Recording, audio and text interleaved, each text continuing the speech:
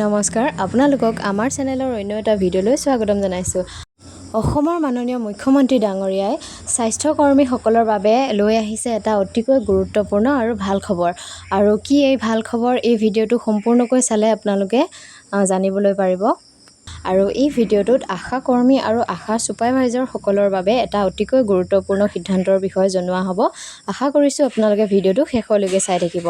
Dear viewers, Assam কেবিনেটত আজি হৈ যোৱা যি গুৰুত্বপূৰ্ণ সিদ্ধান্তসমূহ আছিলে তাৰে ভিতৰত এটা প্ৰধান সিদ্ধান্ত হৈছে যে স্বাস্থ্যখণ্ডৰ কৰ্মীলৈ সমৰ্থন, আৰু সেয়া হৈছে আশা কৰ্মী আৰু আশা ছুপাৰভাইজাৰ সকলৰ উদগনি বৃদ্ধি কৰাৰ বাবে অনুমোদন জনাইছে। আশা কৰ্মীসকলে এতিয়াৰ পৰা 1 অক্টোবৰ 2025ৰ পৰা 3,000 টকাৰ সলনি 4,000 টকাৰ স্থিৰ মাহেকীয়া মাননি লাভ কৰিব। আৰু আশা ছুপাৰভাইজাৰসকলে এতিয়া 1 অক্টোবৰ 2025ৰ পৰা 9,000 টকাৰ সলনি 10,200 টকাৰ স্থিৰ মাহেকীয়া মাননি লাভ কৰিব। আৰু এইকেইটা হৈছে আজিৰ অসম কেবিনেটৰ এটা অতিকৈ গুৰুত্বপূৰ্ণ সিদ্ধান্ত।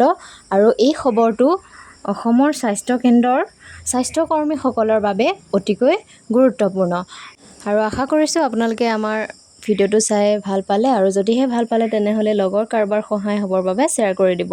আৰু যদি এতিয়াও আমাৰ চেনেলটো ছাবস্ক্ৰাইব কৰা নাই, অনুগ্ৰহ কৰি ছাবস্ক্ৰাইব কৰি ল'ব। ধন্যবাদ।